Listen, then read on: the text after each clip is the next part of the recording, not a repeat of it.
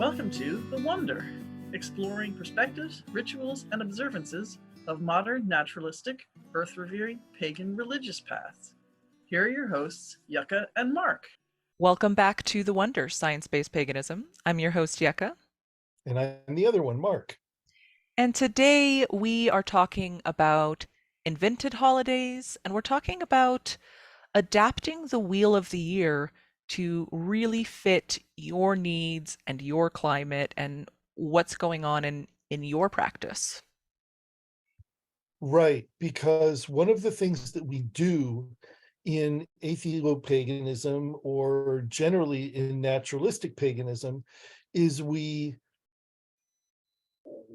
focus on what's happening in our immediate surroundings naturally, rather than try to follow a calendar that's based on the climate of the UK, for example, which is the more traditional Wiccan approach. What we do is say, okay, well, what is happening in nature around us at the beginning of February? You know, what creatures are around, what's happening in the soil, what's happening in the sky, what part of the life cycle is happening at this particular moment, and how can we best celebrate that? And that can be everything from the rituals that we do to what we actually name the holiday. Right. And I would imagine for folks who live in a more urban environment, they might bring in other things as well as their year is changing in different ways that isn't just about the soil or the animals, but what's happening within the city itself. So it's, Sure. whatever your particular life is and what's really meaningful within your life. Right. For example, I could see, if you live in a city, the beginning of August holiday being something that would really focus around culture. It's hot out. You may not want to be actually outside doing stuff because it's hot. Yep. You may want to be in museums or art galleries or music halls, or or going to the ballet or the opera or the symphony or a punk club or whatever. Or evening time activities. Yes, Yeah. yes, all of that. That actually fits pretty well in with my concept of that holiday, which is sort of a celebration of both work and the achievements of humanity, so technology, science, those kinds of things. But we'll get to talking about that. The point is that if you're in a city, it some of the holidays may be more about the achievements of humanity rather than what's happening in nature in your immediate area. Or another way to approach that would be recognizing that the activities of humans is an aspect of nature as well. Okay, that's a better way to put it. Yeah. Right. Yeah, for sure. Because we are natural creatures, right? We're quadruped animals just like other quadruped animals on the planet.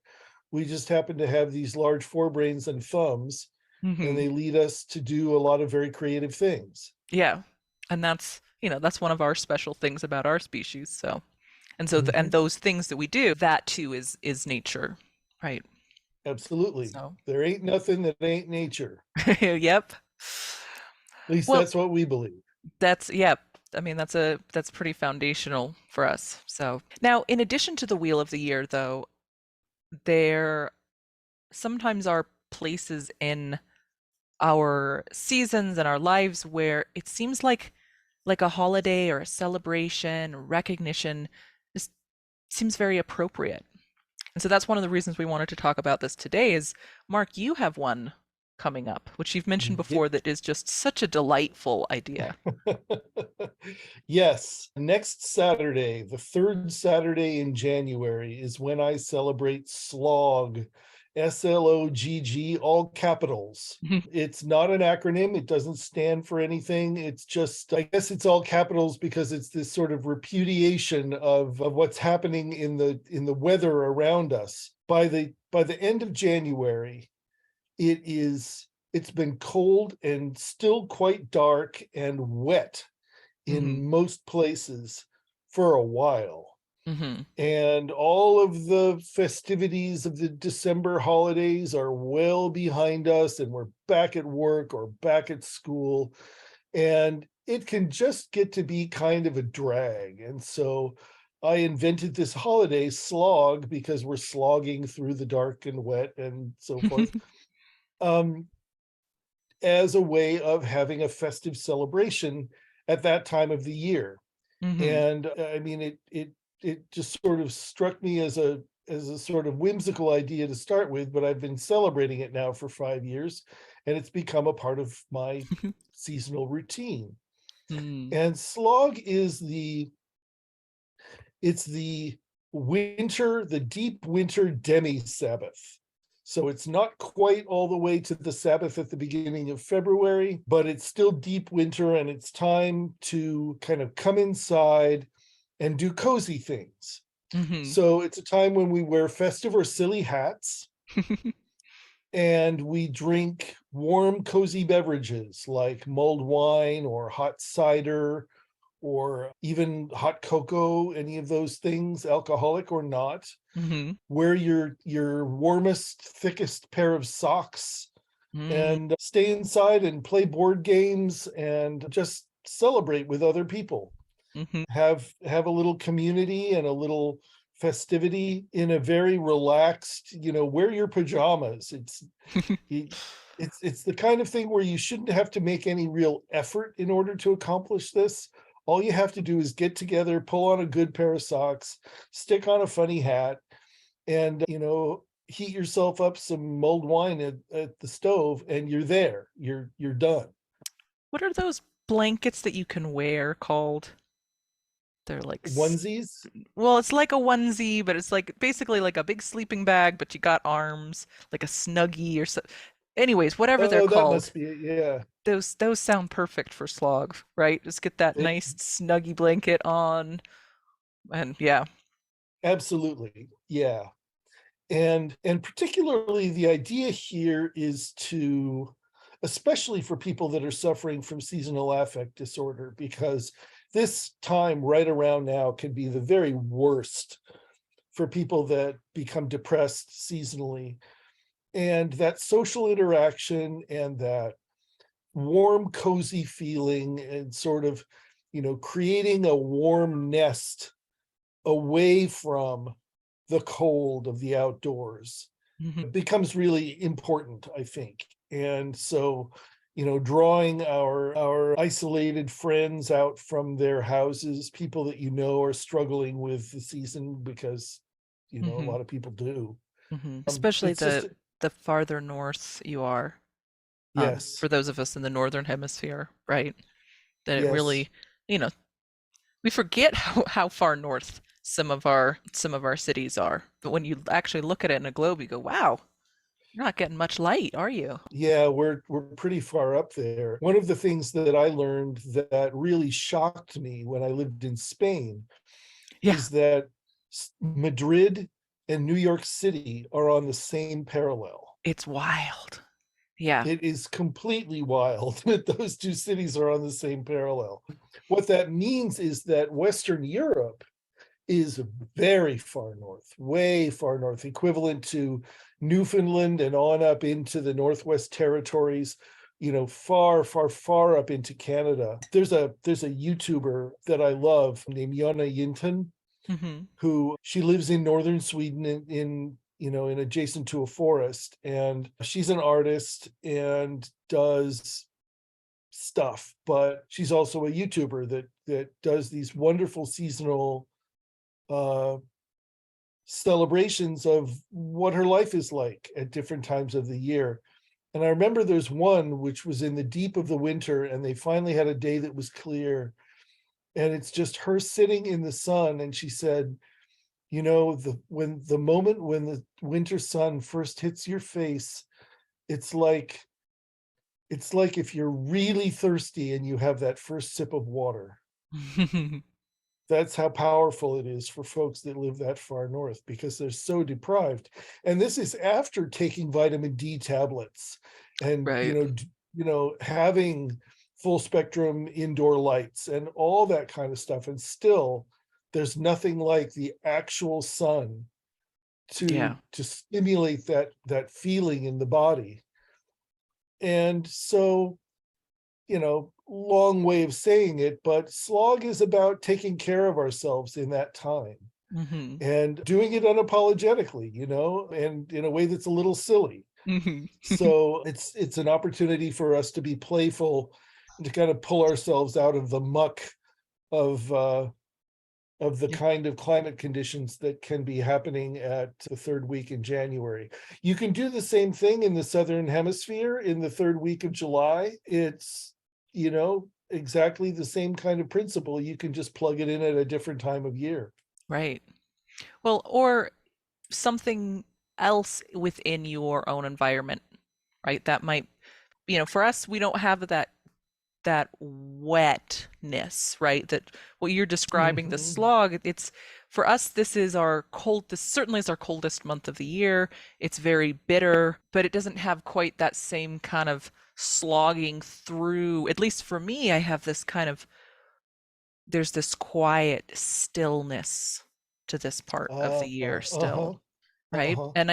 But I suspect that a lot of that is simply because the climates are so different. Right, there's such, we're so dry here, and I know you do get quite dry, very brittle in your summers, but your winters are quite different, right? Yes. So at least when we have a normal winter, we're actually having a very wet winter this year. We have a long series of these so-called atmospheric river storms that are these giant conveyor belts of moisture from the tropics that whirl up into and up against the west coast of North America. We've had 6 of them so far, and we expect 4 more over the next 10 days. So just wave after wave after wave of pelting rain and then snow at the higher elevations. And this is more of what I remember from when I first moved here, 40 years ago, longer, was that the winters, January and February, were consistently very, very wet. And we would have flooding every few years, and it was just a really wet time.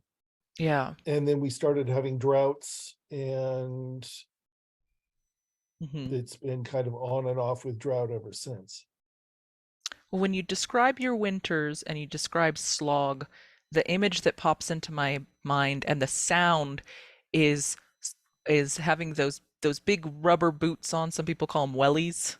Yes. Squishing through the mud. You're just squish through the mud until you get to the warm house and you can kick your boots off and put your nice fuzzy socks on. Right. Yeah, and even sort of walking through ankle deep water in a pair of wellies, right? I mean, the wellies will keep the water out, but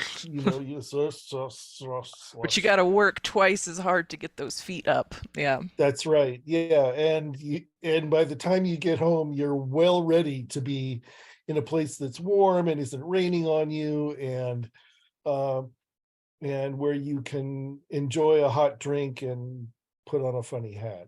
Yeah. So we have a holiday that my kiddos made up last year, and they're very excited about doing it this year as well. So it's probably is going to end up being a tradition for us. We'll see. But they made up Snake Day. Snake Day, yes. And where we live, there are a lot of snakes, and we do have rattlesnakes. So and since they're so little, it is a big deal to really be very vigilant about that, because you really don't want to be in any situation. You don't want to be bit by a rattlesnake. My mother she had this scar from it, and it, apparently was not a very pleasant experience. But with a child, that can actually be very dangerous, or with an animal. So, but we also love the snakes, and we have both snakes and non-venomous snakes as well. We really only have the one kind of just rattlesnakes that you have to watch out for. But it's something that is exciting, because when the snakes are back, it's summer, right? It's kind of, we talk about there's not really 4 seasons here. There's 8 seasons or 2 seasons, as I see it. There's the warm, and then there's the cold. But when the snakes come back, it's the warm. But that day moves, because the day that the snakes come back is different each year. Hmm. And I can tell you after decades, there's the different species will come out at different times, right? You'll see the little fence lizards and things out weeks before the snakes are back. But when the snakes are back, you see one, there's 10, right? There's 20. They're all, I think they Oh, actually den together and they come out at the interesting. same time, even though they're Interesting. solitary animals usually, Right. but when they hibernate, they're not. So their idea was we draw pictures and make little clay snakes and make all of these things in preparation in the coming weeks. And we're looking for them and looking for them. And then the first day that we spot the snakes is when we bring out all the snake celebration, the pictures that they've been drawing over the weeks and put them up. And they've actually been bugging me about when do we get to start prepping for Snake Day. I'm going, it's January.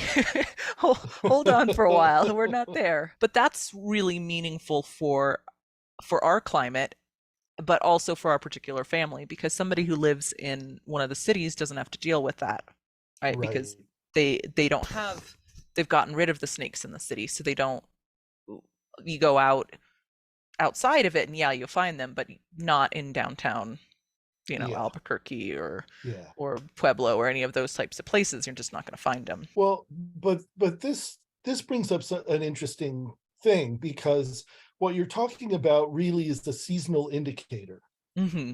that's the beginning of the warm, right? Yeah, That that's the that when true the warm. Yeah. yeah, when the snakes are confident enough that it's going to stay warm, so they won't get marooned out in the and have it suddenly freeze and kill them. Yeah. That's a turning point in the year for you. And there are other turning points in the year in various kinds of climates that would make total sense as holidays. Like, I know that in Canada, first snow is often celebrated as a thing, right? The Hmm. very first snow.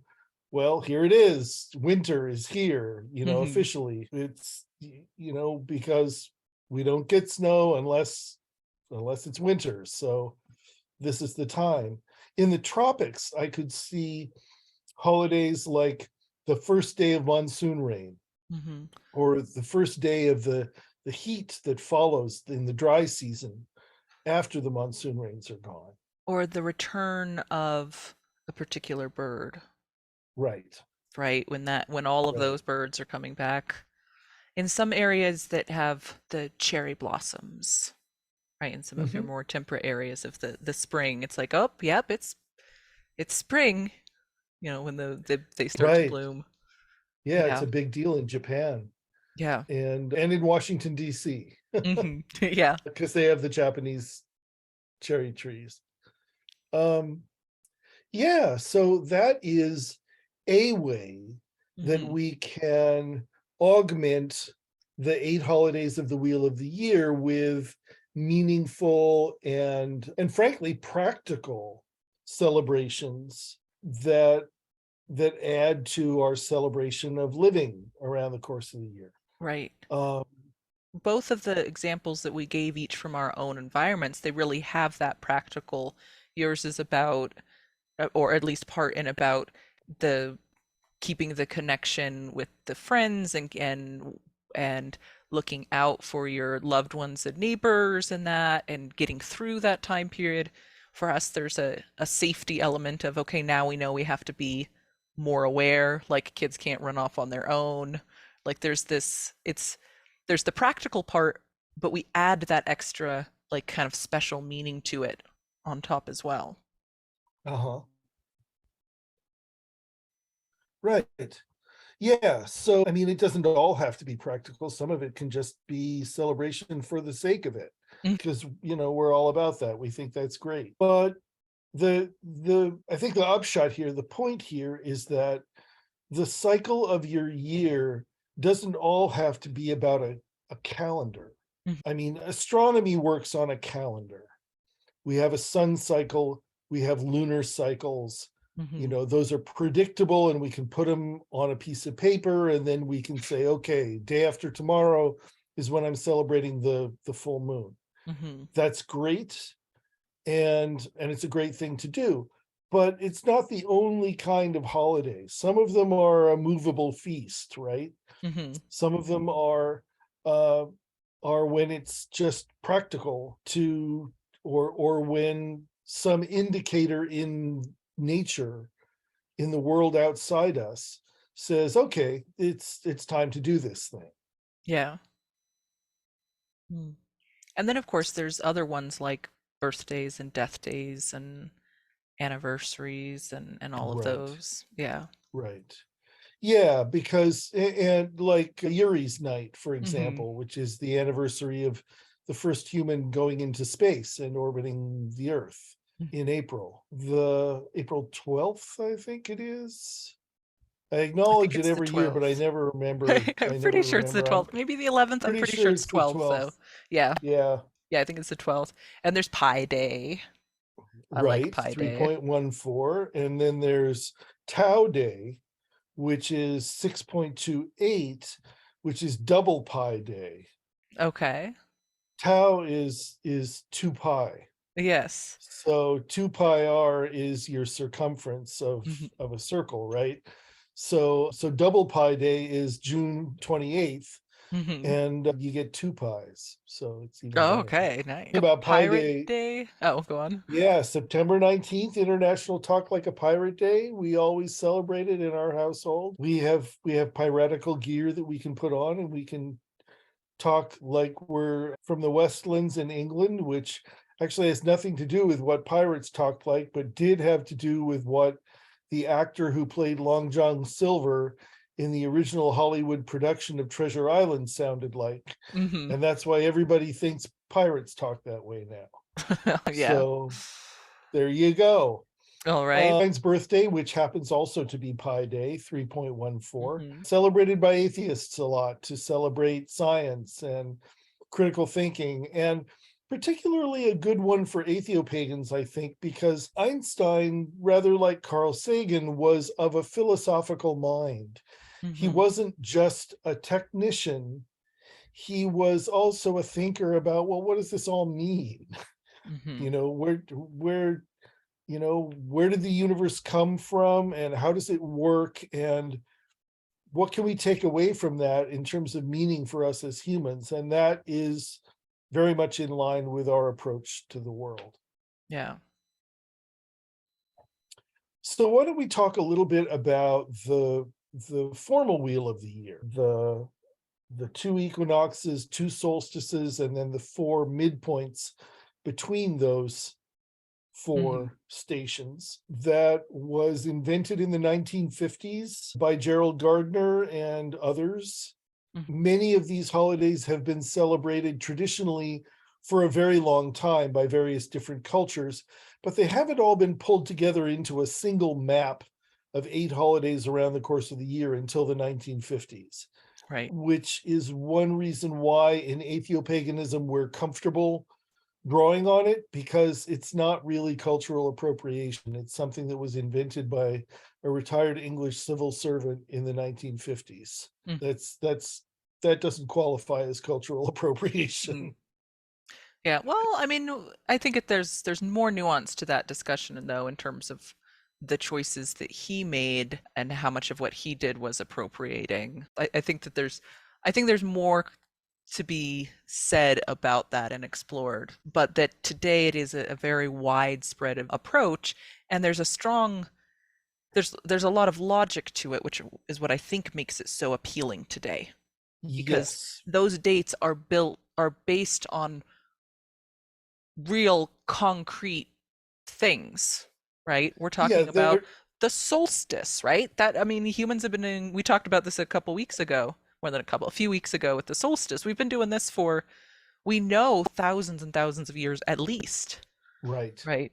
Yeah, the solstices and equinoxes are astronomical facts. They're not cultural artifacts. Yeah. They're Although the dates that we astronomical celebrate facts. them on are not a Yes, little yes. shaky there. Yeah. Yes, exactly. If you celebrate your winter solstice holiday on December 25th, that's cultural, Hmm. because it doesn't actually happen then. It Right. happens on the 20th or 21st, and that moment is simply an astronomical fact, and facts are available to everyone. Yeah. Well, and So also when it appears on a calendar, like the equinox, for instance, or the solstice, if it happens at 2 in the morning at UTC, when it gets, so calendars, unless it says otherwise, they're always going to give it basically in universal time. So right. you might actually be off technically by a day or two for what it is in your time zone when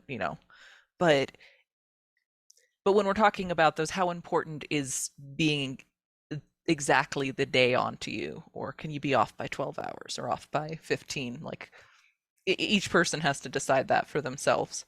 I've set it Right. an alarm because I think it's fun, but oh well, we actually celebrate it kind of as close to the date that is convenient to us, right? That's when I do my rituals Mm. as close to the date as is practical, and that's usually a weekend or something like that. Mm. But on at the actual moment, I mean, I like to take a moment and go, oh wow, okay, it's the equinox. We're Yeah, right at the point where we're crossing the ecliptic right now, we which is set an very alarm cool. and go woo and shake our hands in the air and then go back to what we're doing.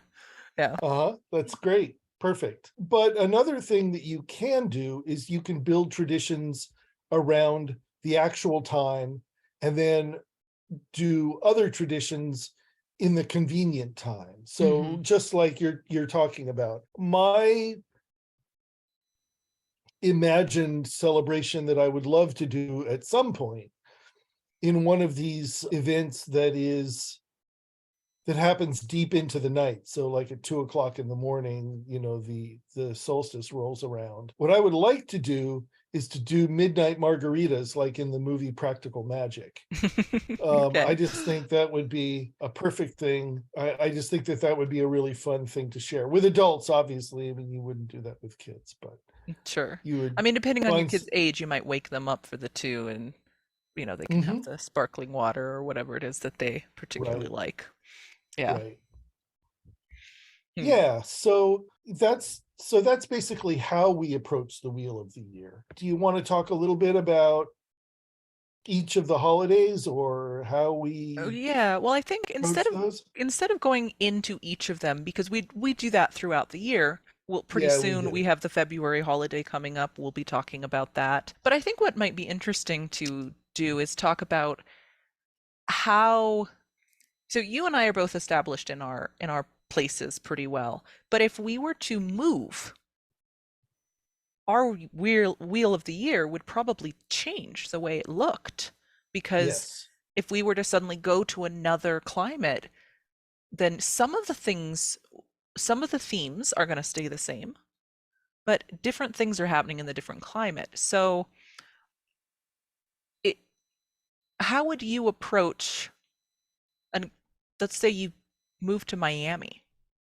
Oh, right? Next week, you got the dream job offer and you decided that you were going to pick up everything and move to Miami. How wow. would you start building your wheel of the year? Well, I think I would do it as we've talked before with a phonology journal.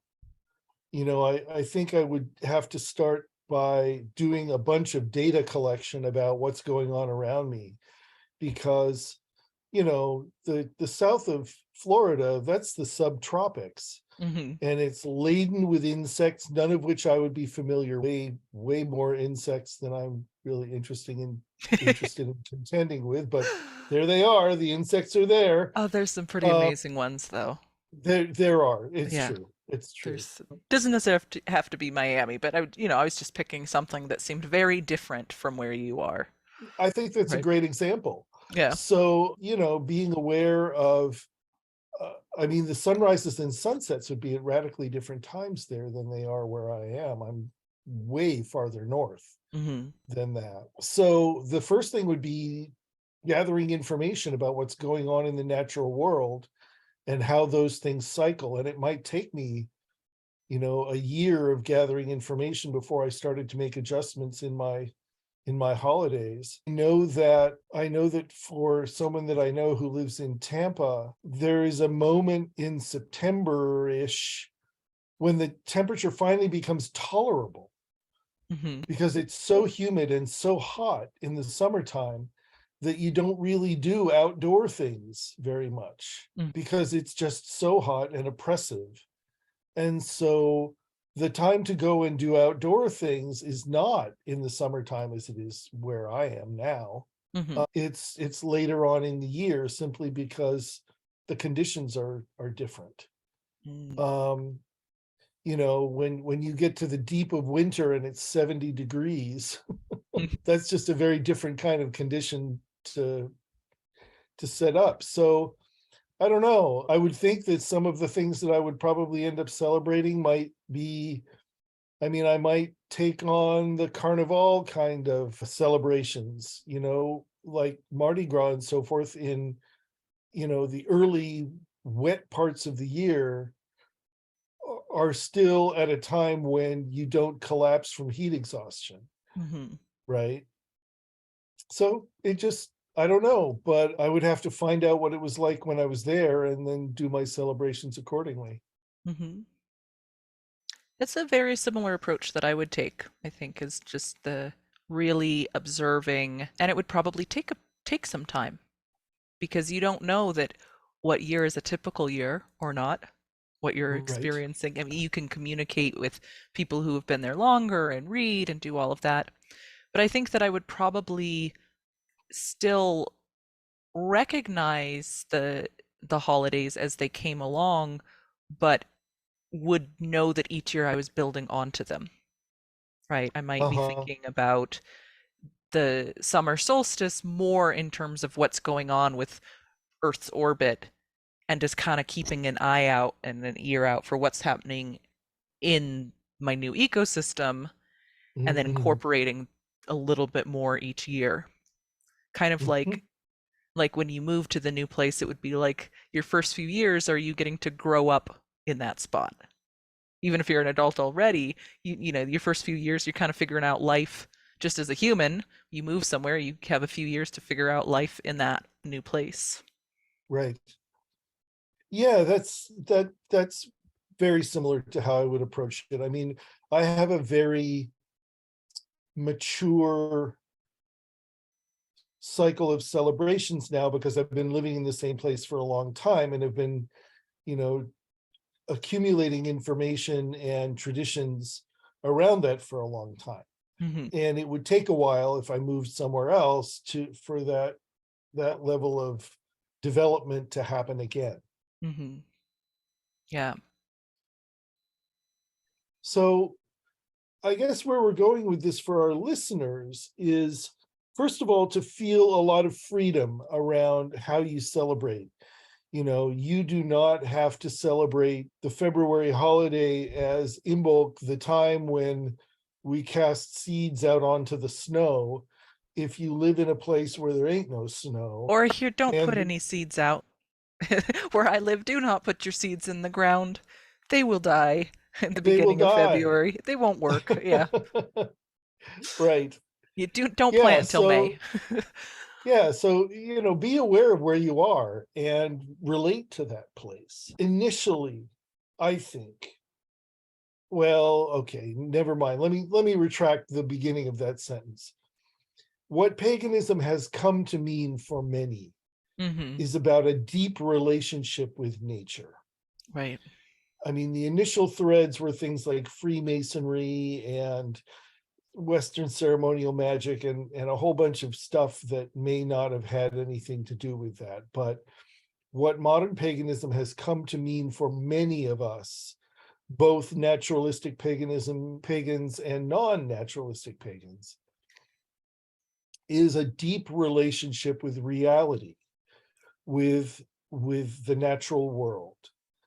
And in order to have that, yes, we're an earth-based. That's what the earth-based part means, right? Right. Yeah. So given that, once again, as we've talked about so many times, you know, the greatest pagan skill is simply to pay attention. You know, to be connected with what's going on around you. And it's a hard skill to cultivate, because in the routines of our life, we tend to just sort of skip over things, and we may not notice that tree now has leaves growing on it. It's been bare for months, but now suddenly it has some leaves leafing out on it. And when that happens, noticing that the buds were there before the leaves budded out, that's an important moment, and it tells you something about what's happening with the season that's coming. So feel latitude to adjust your wheel of the year to reflect what you're seeing around you, because ultimately what we're celebrating is life, right? We're celebrating what's real. So we don't have to have a symbolic celebration about some other climate somewhere else that somebody experienced a long time ago and wrote down. Yeah.